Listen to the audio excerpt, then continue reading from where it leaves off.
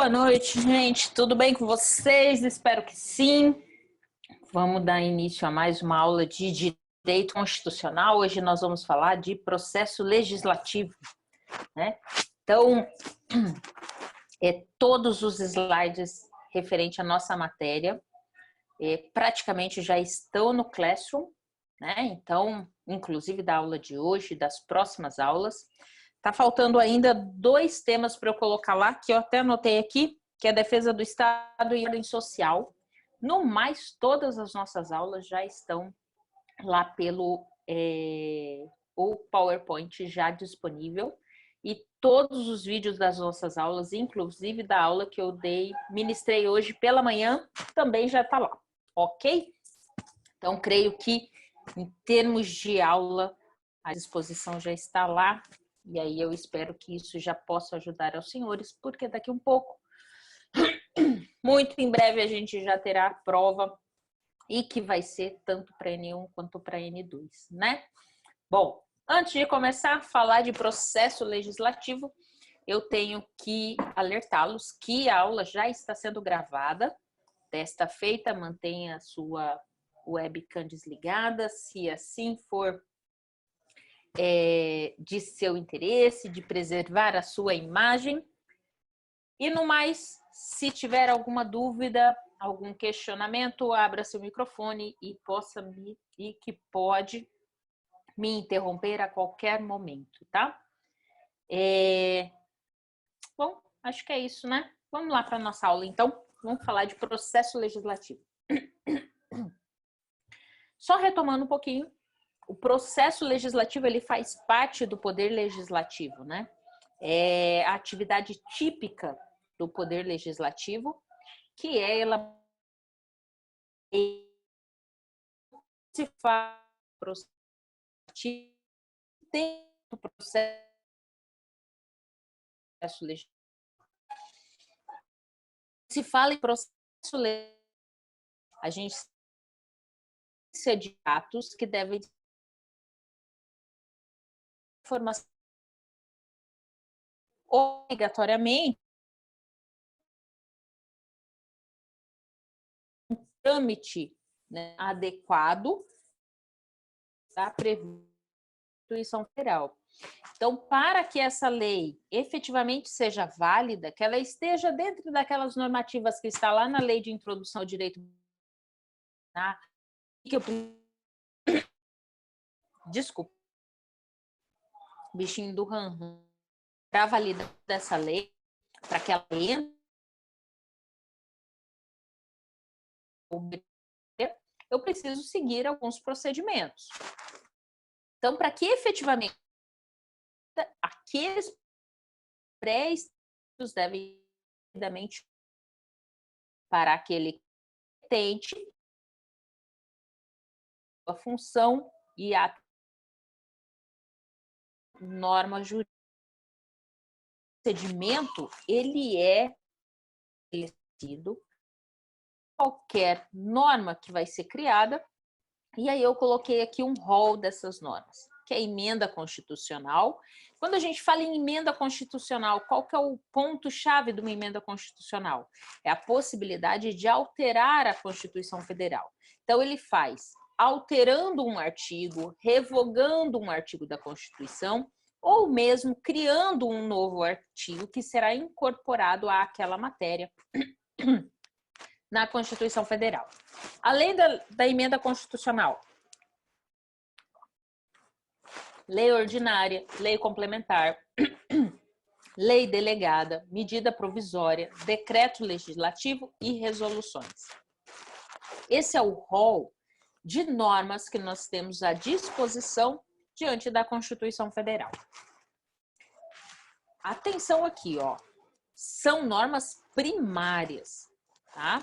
Mas não são objetos do processo legislativo, decreto autônomo e resoluções de tribunais. Resoluções de tribunais, aqui tem cunho legislativo? Tem, mas não por parte do processo legislativo. As resoluções dos tribunais, elas são decorrentes do poder judiciário, né? Assim como decretos autônomos Eles são decorrentes não do poder legislativo, mas do poder executivo, tá? Então, em que pese sejam normas primárias, né, surgem em decorrência da Constituição, não são objeto do processo legislativo. Qual que é a hierarquia entre as normas, né? Será que efetivamente eu tenho uma hierarquia entre essas normativas? A bem da verdade, não. Né? Não há que se falar em hierarquia entre as espécies normativas, exceto em relação à emenda constitucional. Né? Lá em IED, Introdução ao Estudo do Direito, a gente costuma estudar sobre a pirâmide de Kelsen, de Hans Kelsen, né? Diante de um livro dele, Teoria Pura do Direito. Quando a gente estuda e lê, faz uma leitura aprofundada da Teoria Pura do Direito, a gente identifica que Kelsen ele vai falar de uma hierarquia das normas, mas essa pirâmide acaba sendo uma forma de interpretação nossa diante da teoria dele, do que necessariamente ele ser específico em relação a isso. Mas não vem muito ao nosso caso a isso. De qualquer forma, quando a gente vislumbra a legislação que está à nossa disposição, a gente vai entendê-la dessa forma aqui. O ápice da pirâmide,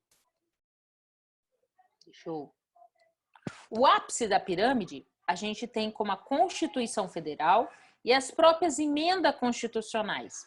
Porque eu vou estar alterando, eu vou estar fazendo qualquer mudança diante da Constituição Federal. Abaixo disso aqui, junto, concomitante, eu tenho os tratados internacionais de direitos humanos, desde que, aprovados por procedimento especial. Por que isso? Esses tratados de direitos humanos, uma vez que são ratificados pelo Senado, na verdade pelo Congresso, Câmara e Senado, eles passam a ter status de norma constitucional. Então, ele está no mesmo patamar aqui do que a gente tem de Constituição. Abaixo aqui, a gente tem os tratados, ainda que seja de direitos humanos, mas um procedimento aprovado por um procedimento ordinário, que a gente vai chamar um procedimento supralegal. Tanto esse procedimento especial quanto esse procedimento ordinário aqui, eles são devidamente previstos na Constituição Federal, tá? Abaixo disso aqui, que eu tenho, digamos que um patamar superior, né? A gente vai ter lei ordinária, lei complementar, lei delegada, decreto legislativo, resolução da Câmara, do Senado, do Congresso como um todo, dos tribunais, medida provisória, decreto autônomo, tratados internacionais sem ser de direitos humanos e, de qualquer forma, também aprovado pelo procedimento ordinário, né? E abaixo disso aqui a gente vai ter, decreto regulamentar, portaria, resolução, instrução normativa e demais normas infralegais. Essa turminha aqui, não obrigatoriamente é feito pelo poder legislativo. Aqui, o poder executivo e o poder judiciário utilizam-se disso aqui, né, para a atribuição da sua administração, da sua organização, como função atípica, né? Tá lá na questão do autogoverno, autoadministração. Então, ali utiliza-se dessas normas para efetivamente colocar em prática o seu autogoverno, a sua autoadministração. Pois bem, mas em relação a isso, há uma hierarquia? O que a gente pode falar de que a hierarquia é entre Constituição Federal e até a lei orgânica municipal. Então, o principal aqui, é a Constituição. E aí, após a Constituição, a gente tem a Constituição Estadual, que é o autogoverno por parte dos Estados-membros, e aí a gente vai ter a Lei Orgânica Municipal, que é decorrente da lei, é como se fosse a Constituição do município, né? A gente tem a Constituição Federal, que vai estar abarcando todos os estados, todos os municípios, todo o Brasil como um todo. Constituição Estadual vai estar de acordo com aquele estado-membro, né? Seriam as normas regendo a auto-organização e a administração daquele estado-membro. E a Lei Orgânica Municipal aqui é daquele município. Então, a gente vai ter aqui de uma lei geral para uma lei específica de um determinado território. E aqui, ó, não há que se falar em hierarquia em relação à lei federal, lei estadual e lei municipal. Ó, aqui, a gente está falando de Constituição. Tá? Aqui eu não tenho hierarquia entre lei federal, estadual e municipal. O que eu vou ter? Ó, vou ter conflito de competência. Então, a lei federal ela tem matéria específica de atribuição, lei estadual também, lei municipal também. E uma não pode entrar na matéria específica da outra, né? A não ser que a Constituição assim o permita diante daquela matéria. É quando eu vou ter uma matéria concorrente, né? Tratando-se de matéria específica, né? Exclusiva, que eu não posso delegar, não há que se falar de interferência de uma lei na outra, né? E aí, se eu tiver uma lei federal e uma lei estadual falando da mesma matéria, eu vou ter conflito de competência, eu vou ter que identificar quem é efetivamente competente.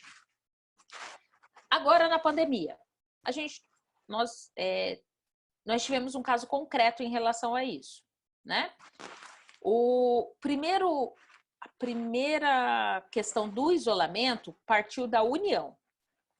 Então, a União veio e falou assim, ó, tem que fazer o isolamento social.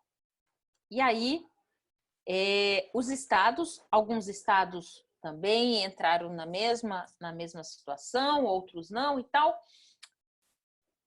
mas estava tudo de acordo com a União. E aí, o Poder Executivo da União, né, o nosso presidente, falou não, eu não quero, não precisa desse isolamento social total.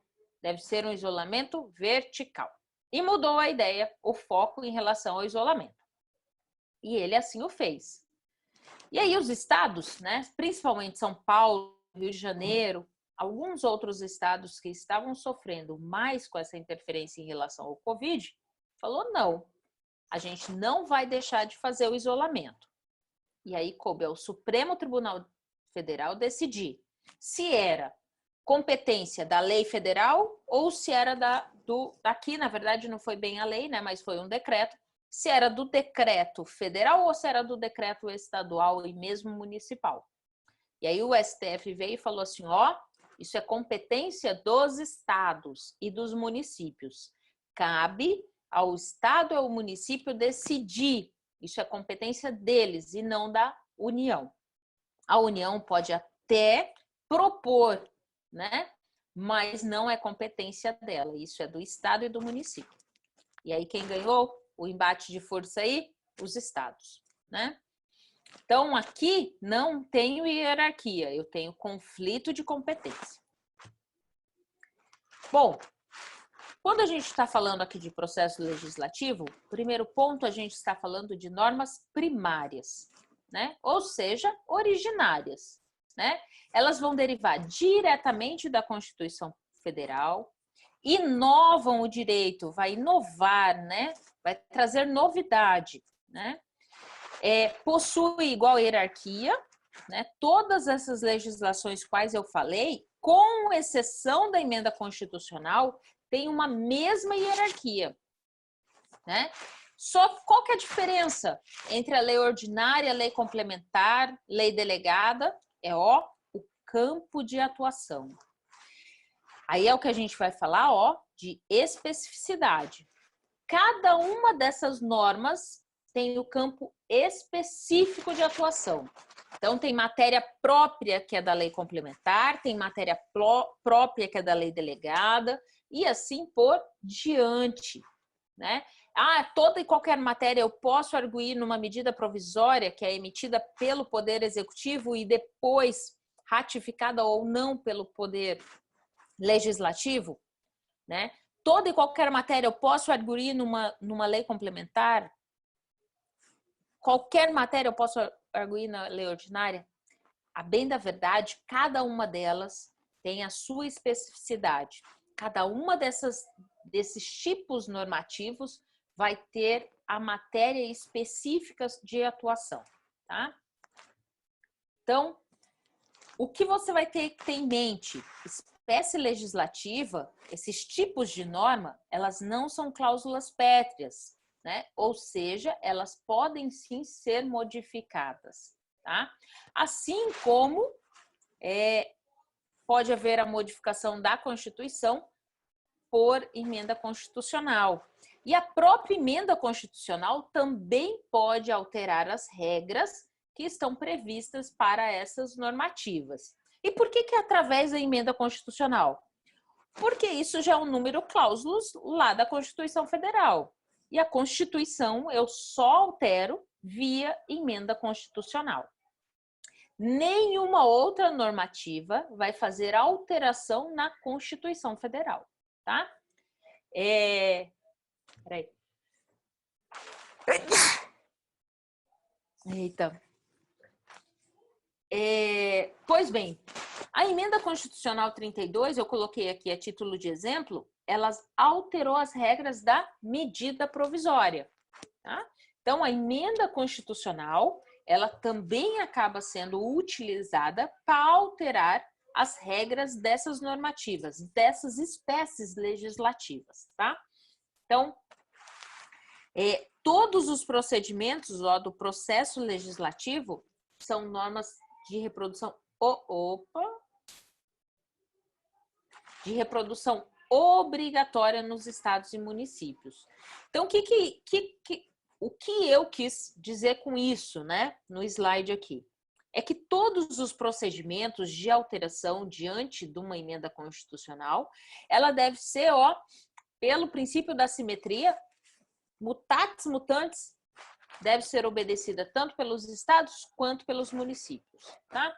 Isso aqui ficou registrado no julgamento da SADIM 1254 do Rio de Janeiro, em que o Supremo ele predeterminou que toda a normativa que for alterada cabe aos estados e o município obedecer ipsi literis daquilo que foi efetivamente alterado diante do processo legislativo. Bom, qual que é a diferença básica, né? Lei ordinária versus lei complementar, né? Quando a gente está falando de lei ordinária e lei complementar, que são atos normativos primários e não há qualquer tipo de hierarquia entre elas. Mais uma vez, o princípio da especialidade se faz presente. Por quê? A cada uma delas, a gente vai ver mais à frente um pouquinho, a cada uma delas eu tenho matéria específica de trabalho, tá? A principal igualdade entre a lei complementar e a lei ordinária é que o processo legislativo ele ocorre em 3 fases, tá? A gente vai estudar essas fases, não se preocupem por hora. A principal diferença, material, o objeto, tá? Lei complementar, as hipóteses são previstas taxativamente na Constituição Federal. Para a lei ordinária, residual, ou seja, aquilo que não está previsto aqui, taxativamente pela Constituição como matéria de lei complementar, qualquer outra matéria que não estiver lá, cabe à lei ordinária. Por isso que a gente fala que é matéria residual, é o que sobra, tá?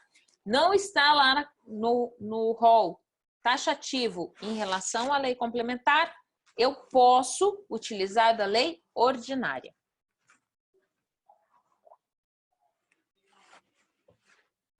Informal, né?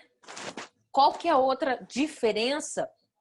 Aqui a gente falou em relação à diferença material, que é o objeto, né? É o assunto específico. No formal, aqui a gente está falando do quórum de aprovação. Lei complementar só pode ser aprovada por maioria absoluta. O que é maioria absoluta, Karina? 3/5 das casas, tá? E maioria simples para o caso da lei ordinária, 50% mais 1. Eu tenho maioria simples, tá? Então, maioria absoluta, 3/5 da casa. Maioria simples, 50% mais 1. Agora, eu tenho uma situação em que a lei complementar, ela pode ser alterada ou revogada por uma lei ordinária. Ah, isso pode acontecer? Pode. Em duas situações. Primeiro ponto, quando a lei complementar tratar de matéria de lei ordinária. Ou, ainda, quando a matéria no passado, ela era de lei, era reservada de lei complementar, e aí, por alteração de emenda constitucional, essa matéria deixou de ser de emenda de lei complementar. E aí, eu tenho essa matéria como de lei ordinária. E aí, para que eu altere ou revogue, eu não preciso utilizar de lei complementar. Eu vou utilizar da própria lei ordinária, tá? Essa alteração, ó, eu deixei claro aqui, é feita por uma nova Constituição ou por emenda constitucional. Então, a matéria ela estava disciplinada como lei complementar, e aí, diante de uma nova Constituição ou de uma emenda constitucional, ela deixa de ser de lei complementar e passa a ser de lei ordinária. Ou seja, aquilo que não está taxativamente lá na Constituição, né, como rol taxativo de matéria de lei complementar, vai ser de lei ordinária. Pois bem, e aí a gente continua. Senhores, alguma dúvida até aqui? Tem alguma coisa que vocês queiram me perguntar a respeito? Se não, posso seguir? Se não, vamos em frente. Deixa eu só alterar aqui a apresentação Opa! Se tiver dúvida aí, só me chamar aqui, tá? Deixa eu só mudar aqui o nosso...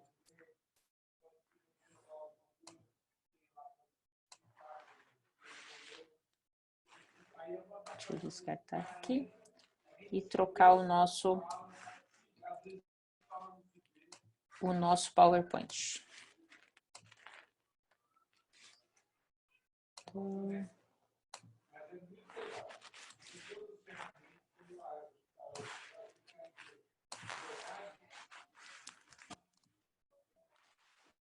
Então, vamos lá. Bom, e como é que se dá esse processo legislativo ordinário, né? Como que eu tenho, qual passo a passo que eu tenho para a criação dessas normas, né? O que eu tenho que seguir para a criação dessas normas? Pois bem, para que crie as normas, quando eu falo primeiro, ó, eu tenho que ter uma iniciativa. Alguém tem que iniciar esse processo. Então, a gente chama de iniciativa aquilo que efetivamente, ó, deixa eu pôr a caneta, aquilo que inicia, né, vai deflagrar o processo legislativo, vai dar o start, né? Quando a gente pensa num processo jurídico, que é o que vai fazer parte efetivamente do nosso dia a dia enquanto operadores do direito, quando você pensa no processo, o que dá início a um processo? A petição inicial, né? Então, você tem um litígio, não conseguiu entrar em um acordo, e aí você vai ter que se socorrer do judiciário para a solução desse seu litígio. E aí, como é que faz, né? A partir desse litígio, não fez o acordo, não tem como solucionar. Para que você acione o judiciário, o que você tem que fazer? Você tem que fazer um pedido, né? E é o que a gente chama de petição inicial. Aqui, a legislação, eu também preciso de algo que vai iniciar, que vai dar o start no poder legislativo, né? Para que ele crie determinada norma. É o que a gente chama de iniciativa. Pois bem, essa iniciativa, ela pode ser parlamentar ou ela pode ser extraparlamentar. Parlamentar, o projeto de lei aqui, ó, ele é iniciado pelo deputado e por um senador. Então, o projeto de lei, que a gente vai chamar de PL, né? Vocês ouvirem isso, PL, projeto de lei, ele vai ser iniciado ou por um deputado ou por um senador, isso lá na casa, no Congresso, mas pode ser iniciado no Estado por um deputado estadual, né? Na Câmara, pelo vereador, tá bom? E a extraparlamentar? A extraparlamentar é quando a Constituição ela outorga esse poder a outro legitimado que não seja parlamentar, que não seja deputado, que não seja senador, seja deputado federal, deputado estadual, vereador, que não esteja no processo, né, do poder legislativo. E aí a gente vai ter o presidente da República, o Tribunal Superior, né, dos tribunais superiores, do STF e iniciativa popular, entre vários outros que estão lá decorrentes no artigo da Constituição Federal, tá? Aqui eu coloquei os principais, né? Então, além do deputado e do senador, na União, por exemplo, tratando-se do processo legislativo ordinário que a gente tem lá no Congresso, tirando o deputado e senador, a gente vai ter presidente da República, os tribunais superiores, né? Aqui, ó, Tribunal Superior do Trabalho, Tribunal Superior Eleitoral, né? A gente viu, quando se tratou de o Conselho Nacional de Justiça também pode ter essa iniciativa, né? Indicar qual a matéria da possibilidade de uma nova legislação, pode fazer. A gente viu isso quando a gente falou lá do Conselho Nacional de Justiça. Tá? Então, além dos parlamentares, tenham em mente que outros, né, também são legitimados para iniciar. Bom, iniciativa geral. Quando se fala em iniciativa geral, é propor lei de qualquer coisa, tá? Salvo a iniciativa privativa. No Brasil, eu não tenho iniciativa plena, né? Ou seja, ó, ninguém pode propor qualquer lei sobre qualquer assunto sem exceções. Por quê? Porque eu tenho iniciativa privativa. Tem algumas matérias específicas que tem a designação de quem efetivamente pode propor aquela matéria, tá? Então, por isso que se fala que não existe essa iniciativa plena. Mesmo tratando-se de uma ação popular, né, de uma iniciativa popular, essa iniciativa popular também está restrita às matérias. Não é toda matéria que eu posso ter a iniciativa de uma legislação por iniciativa popular, né? Então, ela vai ficar pré-determinada. Tem algumas matérias que são específicas, né? A gente viu a aula passada, quando se trata do Poder Judiciário, por exemplo, do Ministério Público, né? Vamos colocar. A Lei Orçamentária do Ministério Público, por exemplo, ela é decorrente do Ministério Público. A Lei Organizacional do Ministério Público, do Poder Judiciário, ela vai estar adstrita a estes órgãos. Então, não os outros que podem ser legitimados a ter iniciativa de legislação, eles não poderão fazer. E aí, quem que possui essa iniciativa geral? Deputado ou senador, né? Faltou um R aqui. Comissão da Câmara dos Deputados, do Senado, do Congresso, Presidente da República e a iniciativa popular. Aqui, entendam, senhores, ó, quando se fala iniciativa geral, né, eu falei há pouco, a iniciativa popular não vai ter atribuição de toda qualquer lei. Porque, efetivamente, tem algumas legislações que não estão decorrentes da iniciativa popular. Exemplo, quando eu estou falando de normas específicas de poder judiciário, do próprio poder executivo, né? Que são normativas que não cabe à iniciativa popular, tá? As demais, sim, a população tem plena liberdade de ter iniciativa para um projeto de lei. Iniciativa restrita, né? Então, é o que a gente estava falando aqui em relação à magistratura. o titular só pode propor lei para matérias específicas. Então, o Estatuto da Magistratura, ó, é restrita do Judiciário. Ainda que ainda que eles tenham iniciativa geral, eles não podem, não vai poder arguir uma matéria que é restrita do Judiciário. Assim como matéria restrita do Ministério Público, matéria restrita do próprio Poder Executivo, tá? E o que é iniciativa concorrente? Quando a gente fala de matéria concorrente, é porque mais de uma pessoa é legitimada sobre a mesma matéria. Então, exemplo, a gente falou de Ministério Público, né? Aula passada. Então, a matéria, a legislação, um dos nossos slides lá, a gente falou que essa matéria ela é concorrente entre o presidente da República e o Procurador-Geral da República, que é a organização do MPU, né? A organização do Ministério Público da União cabe ao presidente e ao procurador, ao PGR, né? Então, se fosse propor qualquer alteração hoje ou uma nova normativa sobre a organização do MPU, caberia ao Bolsonaro e ao Aras fazê-los. A iniciativa conjunta é porque eu preciso de 2 ou mais pessoas, e aqui, gente, juntas, né, para iniciar essa lei. Não existe mais no Brasil, tá?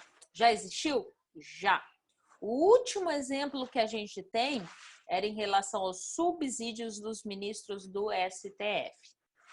Era conjunta. Então, o subsídio do... Só um pouquinho, deixa eu só terminar esse pensamento aqui, só um pouquinho.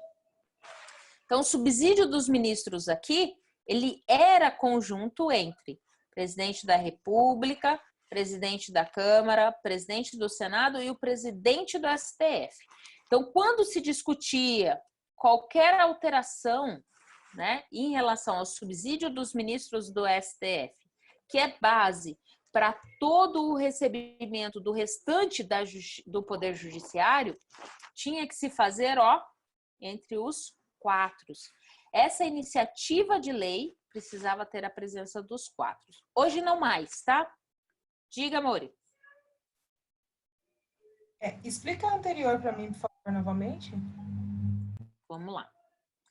A iniciativa concorrente, eu preciso de mais uma pessoa para propor essa lei. Então, quando a gente fala da organização do MPU, por exemplo, o Procurador-Geral da República não vai propor a lei sozinho. Ele vai propor junto com o presidente da República. Tá? O Ministério Público do Estado vai ter a iniciativa concorrente por parte do governador com o Procurador-Geral da Justiça. Tá? Então, a iniciativa, quando se fala concorrente, mais de uma pessoa pode propor essa legislação. Tá? Eu preciso obrigatoriamente que as 2 proponham juntas? Não.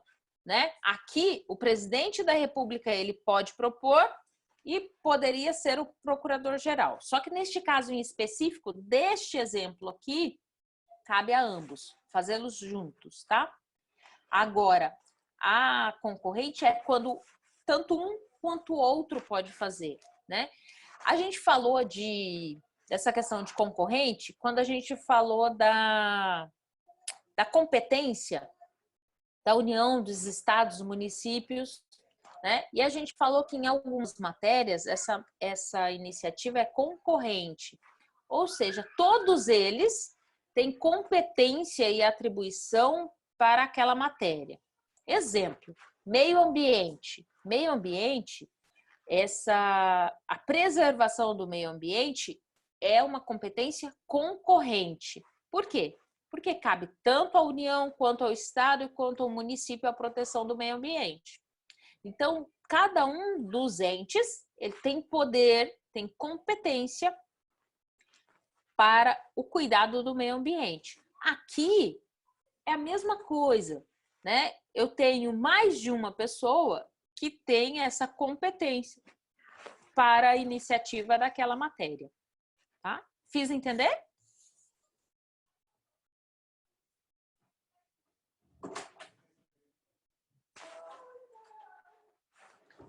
Posso seguir?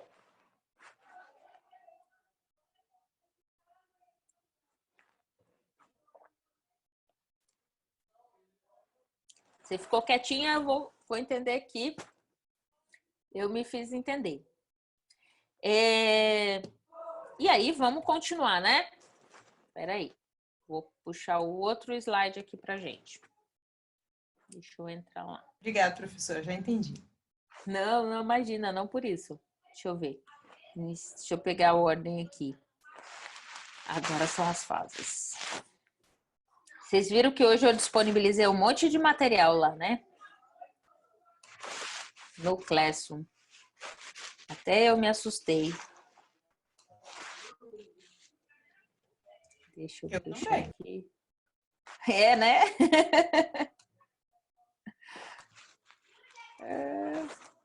Deixa eu descartar aqui as alterações que eu fiz. E não abriu ainda, peraí.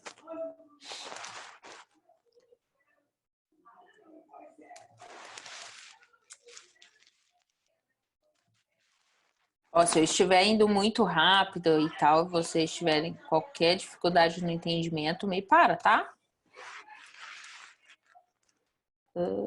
Agora é das fases. Isso.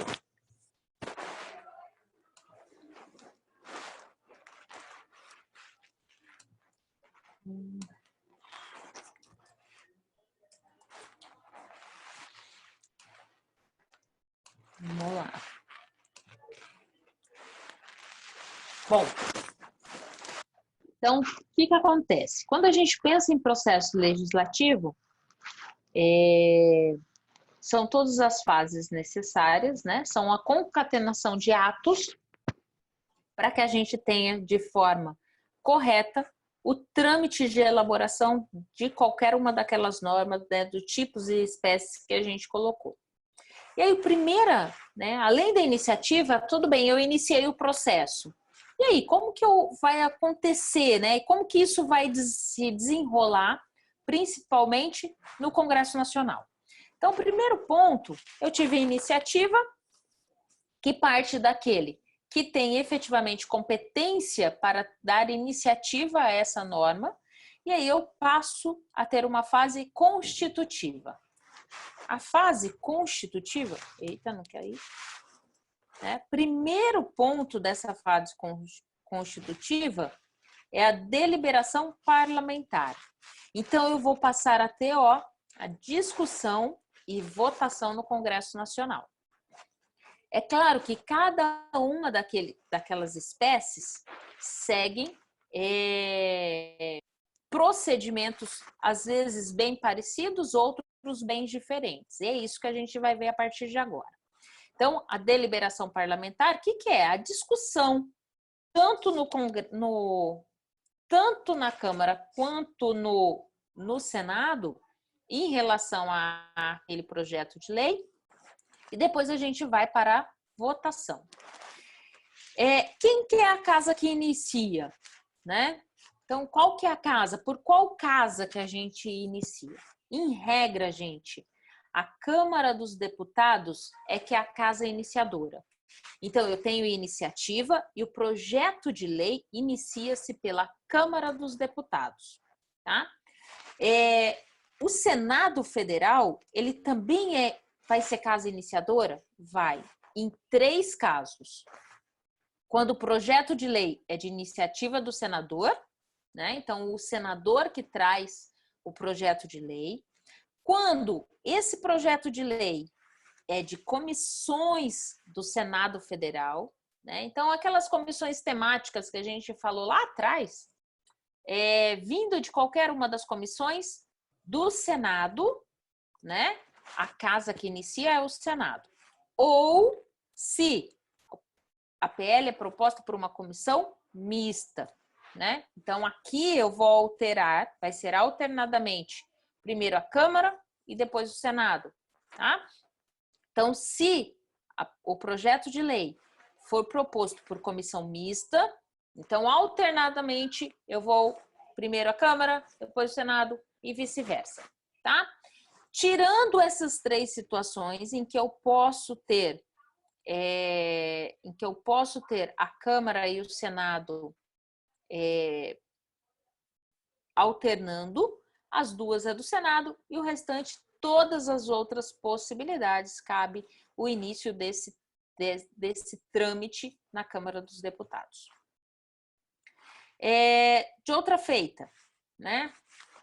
O projeto de lei, primeiro ponto, né? Iniciou-se lá, veio o projeto de lei, primeiro ponto. Antes dessa discussão mesmo na casa, vai tramitar pelas comissões. Primeira comissão, Comissão de Constituição e Justiça, que a gente vai chamar de CCJ.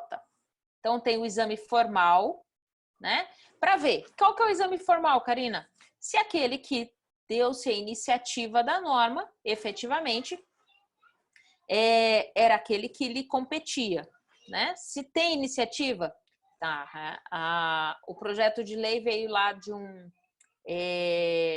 foi apresentado por qualquer um daqueles que não seja deputado da própria casa.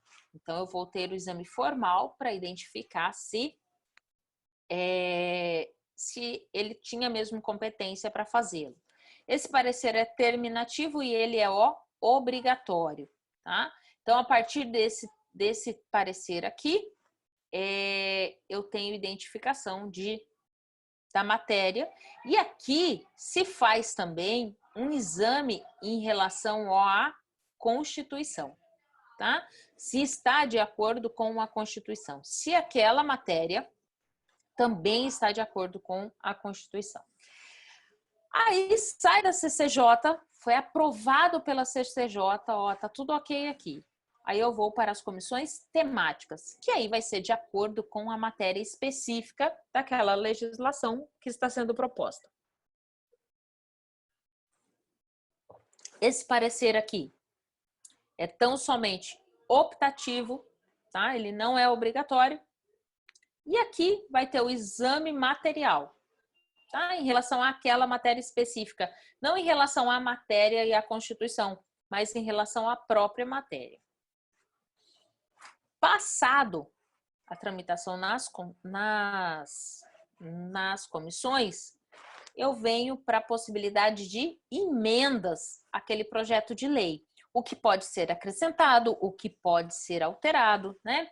Então, pode haver emendas pela comissão, pelo plenário e nos projetos de lei de iniciativa privativa, desculpa. Então, havendo qualquer emenda, qualquer alteração, entendam emendas aqui, ó, como inclusão de algum outro artigo, alteração dos artigos que já estão propostos, alteração do texto, né, de qualquer...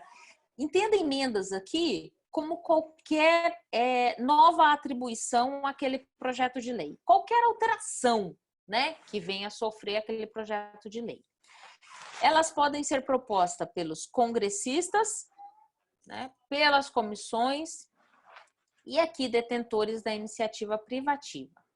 Aqui há uma divergência doutrinária, tá? Nem todo doutrinador entende que os detentores dessa iniciativa privativa efetivamente pode promover ou requerer qualquer emenda àquele projeto de lei, tá? Entende-se que a partir do momento que foi apresentado aquele projeto de lei, da forma qual foi apresentada, ele já está fechado, já teve a discussão, né, por seus órgãos de iniciativa privativa, então não há que se pedir qualquer emenda, qualquer remendo, né, naquele projeto de lei, tá? Que acontece aqui, ó? Não pode haver aumento de despesa nos projetos de lei de iniciativa exclusiva do presidente, salvo quando se fala de orçamento, ou ainda de organização da Câmara dos Deputados, do Senado Federal, tribunais federais e do Ministério Público. Nessa situação aqui, ó, não há que se falar em projeto de lei com aumento de despesa, tá? Nas outras, em outras situações, até caberá. Mas aqui, né, principalmente em relação à emenda e essa iniciativa, não há que se falar em projeto de lei com aumento dessas despesas. Bom, depois que, após essa discussão, eu vou para a votação dentro das comissões. E aí o projeto de lei, ele é enviado ao plenário para discussão e votação. A votação do projeto no âmbito das comissões, a comissão pode aprovar sem passar pelo plenário, pode ser por delegação interna corpus, ou seja, internamente, para agilizar essa atividade legislativa, né? Então, está lá no artigo 58, parágrafo 20, inciso 1 da Constituição Federal. Interna corporis é o quê? Internamente, tá? Por delegação. Internamente, eu já tenho a aprovação.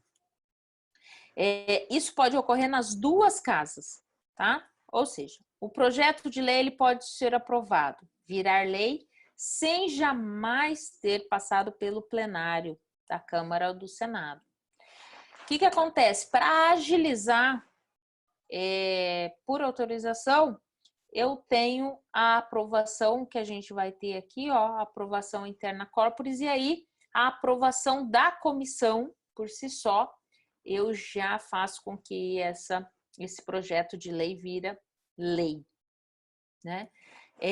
Neste caso aqui, cabe recurso de até 1/10 dos membros da casa, né? E aí, se houver este recurso, efetivamente, aí eu tenho o projeto de lei, ele vai para plenário para julgamento.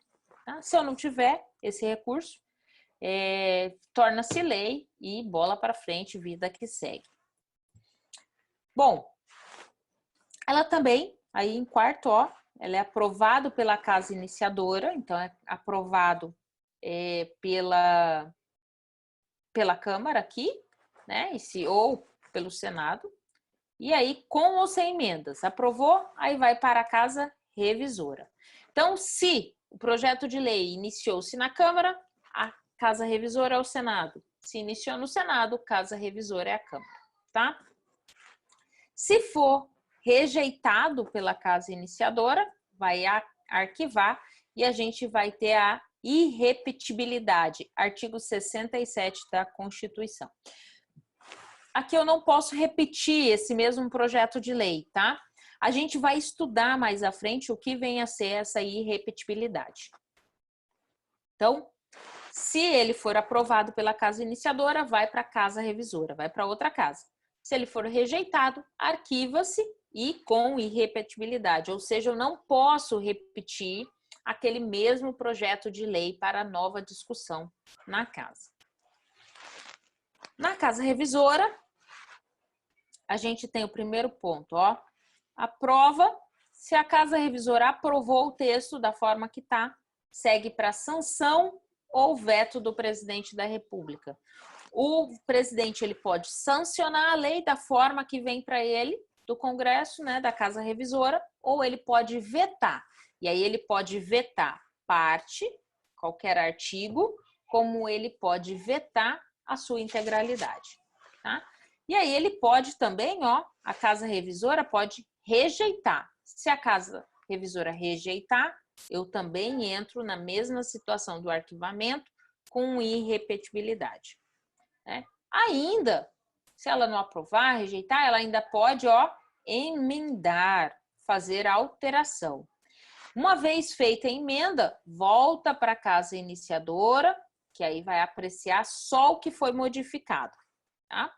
A casa iniciadora pode aprovar as emendas, segue para a sanção do presidente.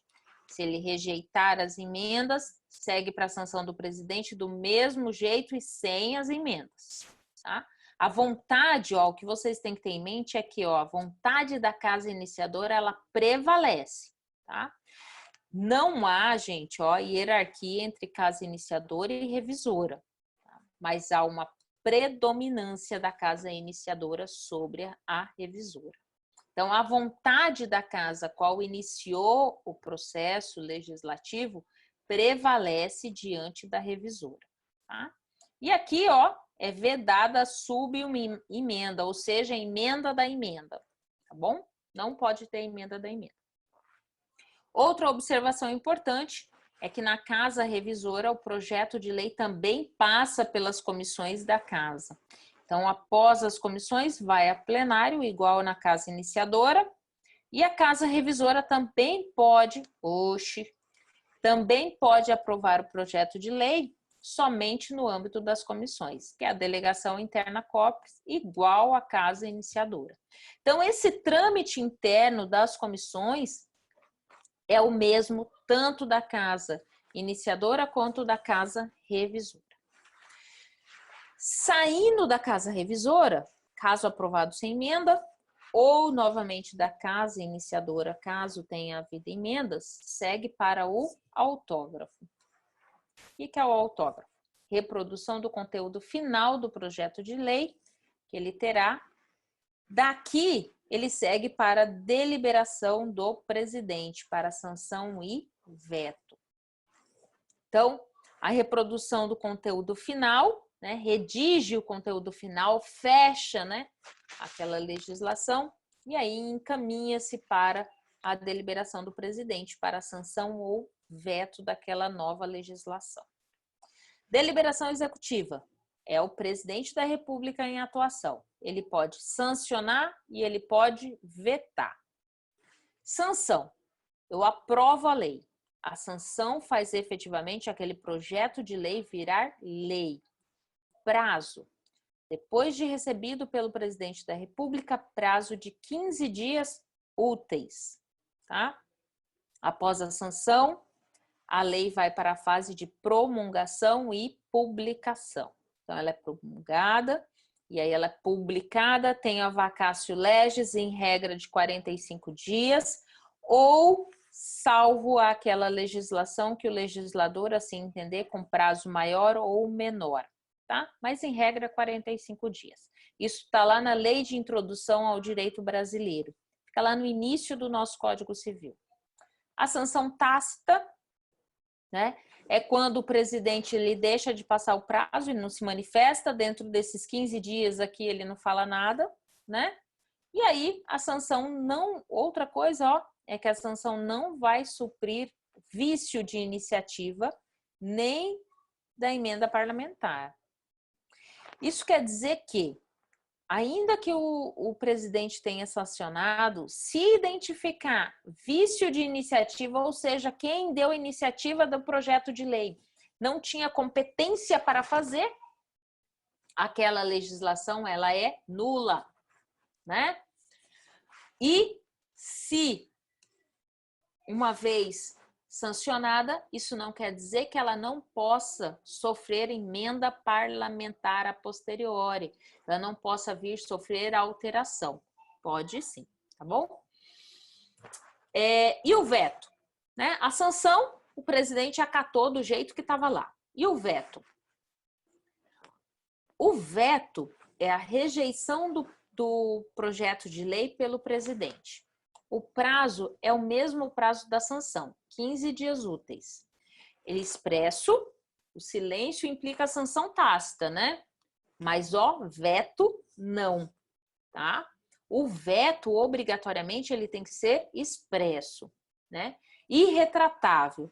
Uma vez que o presidente vetou, seja o projeto de lei na sua integralidade, seja partes, né, artigos do projeto de lei, ele não tem como desistir.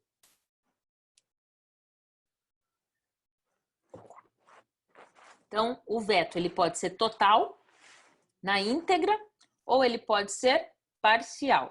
Veta o texto integral do artigo, do parágrafo, inciso, a linha. Ele não pode deixar ilógico ou modificar o sentido da lei. Isso quer dizer que o presidente, quando for vetar parte dessa lei, se não for na sua integralidade, ele tem que identificar que eu vou vetar o artigo na sua integralidade. Mas esse artigo, a lei vai perder a sua origem, vai perder o seu sentido, o seu objetivo? Se for perder, ele não pode vetar. Aí ele veta na integralidade, tá? De outra feita, tem que ser motivado. Ou seja, o presidente da República, ele tem que comunicar ao presidente do Senado os motivos do veto em 48 horas, tá?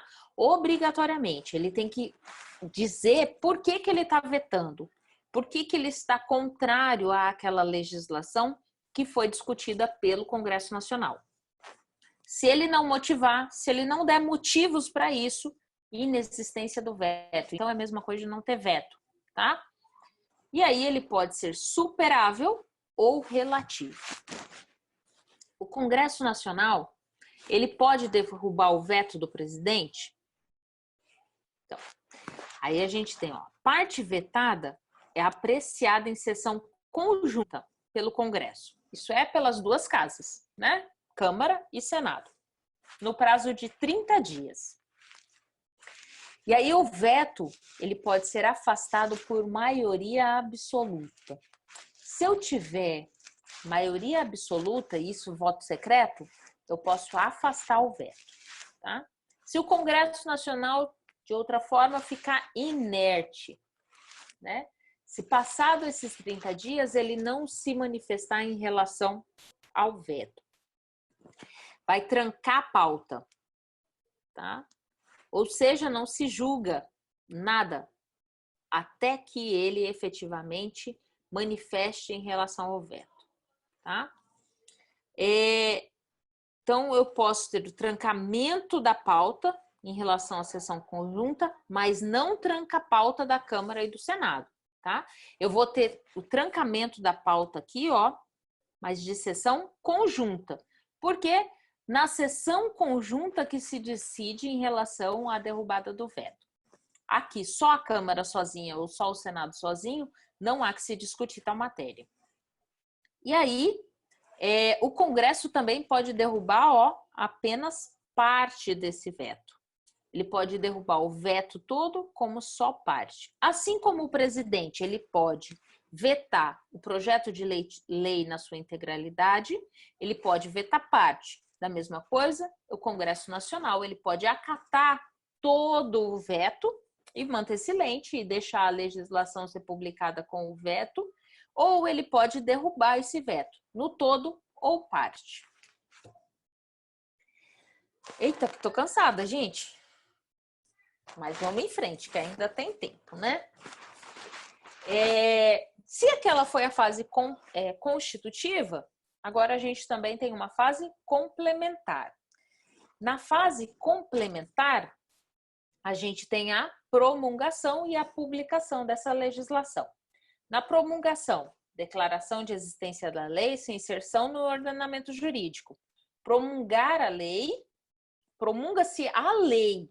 Então, depois que eu tive a sanção, né, tive o veto, a sanção, decorreu-se aqueles 15 dias e tal, eu vou aquele projeto de lei já é lei, tornou-se lei, tá? Então, eu vou promulgar essa lei. Prazo 48 horas. Quem o faz? Presidente da República, né? O que é promulgar, professora? Nada mais é do que assinar essa legislação.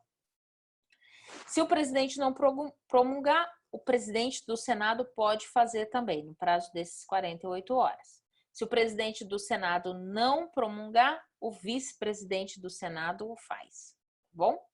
Então, se o presidente passou batido as 48 horas, ele não promulgou, cabe ao presidente do Senado fazer. Se o presidente do Senado, sei lá, não tiver ou não o fez, cabe ao vice-presidente do Senado fazer. A publicação é um pressuposto dessa eficácia da lei, ou seja, eu só vou ter a exigibilidade, a eficácia efetiva da legislação quando depois de publicada, né? Então, a lei ela só pode ser exigida depois de publicada. E aí, o que acontece? Tratando-se da vacatio legis, ou seja, o período que ela efetivamente entra em vigência é da sua publicação conta-se 45 dias, e aí, passado esses 45 dias, no primeiro dia subsequente, eu tenho a exigibilidade. Essa lei, ela passa a ter eficácia, ela é obrigatória, tá? Então, esse período da publicação e efetivo de vigência é o que a gente chama de vacatio legis. E tá aqui, eu fiz um esqueminha, né, de tudo isso que eu falei, e aí ela vai seguir, ó. A fase da iniciativa tá lá no artigo 63 a 67, 69 e 61 da Constituição Federal, tá? Então, a iniciativa são aqueles que têm a competência para iniciar a legislação, seja geral, seja restrita. Fase constitutiva. Desculpe alguns erros aqui, é que na hora da digitação para fazer essas caixinhas, só por Deus, né? E aí eu acabei salvando e depois eu fui observar os erros e eu não tinha como alterar. Porque eu não monto essas caixinhas aqui direto no PowerPoint. Eu monto num outro programa e dá maior trabalheira, gente. E aí eu tinha que montar tudo de novo porque eu não tinha salvo o negócio. Bom, enfim, né? Vocês dão um desconto. Então, a fase constitutiva, ó, a gente tem a casa iniciadora, né? Se a casa iniciadora assim entender, já tem o arquivamento e irrepetibilidade, ou seja, não pode repetir, né, aquele projeto. Pode alterar, se ela entender da forma no todo do PL, vai para a casa revisora. Alterou, também vai para a casa revisora. A casa revisora pode aceitar, né? Pode não aceitar, então eu tenho arquivamento e irrepetibilidade. A casa revisora entende que deve ser alterado, né? As emendas. Se eu tiver emenda, volta para a casa iniciadora, que aprova a emenda ou rejeita a emenda, né? Qualquer uma das três situações aqui, né? Essa aqui mais essa, eu vou para o autógrafo, né? O que é o autógrafo? Nada mais é do que redigir o projeto de lei de acordo com o que foi pré-determinado, seja com emenda ou sem emenda. Vai para o presidente da República, 15 dias úteis, né? Eu tenho a sanção. Ou, no mesmo prazo, eu tenho o veto. Da sanção aqui, vai para a promulgação, 48 horas, publicação. Do veto, né? Eu tenho que motivar, o presidente da República tem que motivar, né, o veto em 48 horas, Congresso Nacional, sessão conjunta, 30 dias, né? Voto secreto, eu posso manter o veto, se eu mantiver o veto, arquivamento e irrepetibilidade, se for na sua integralidade. Se eu tiver rejeição do veto, né, presidente da República promulga 48 horas, publicação, aqui eu não tenho um prazo já pré-definido. Se o presidente não promulgar, presidente do Senado o faz, se não, o vice-presidente o faz, né? E, gente, acho que é isso, né? Alguma dúvida até aqui? Alguma coisa que eu posso dirimir, esclarecer em relação até aqui? O que vocês me digam?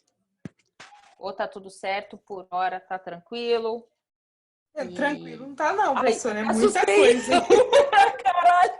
Ninguém fala, né, professora? Puxa, Não é. eu ia soltar um palavrão. Então, professora, tranquilo, né? Não, é bastante matéria, muita informação. Cara, é muita coisa, assim, ó. É muita. Verdade. E assim, Hoje. eu entendi, Tá assustado, né? mas é muita coisa. Você vai indo, eu fui anotando.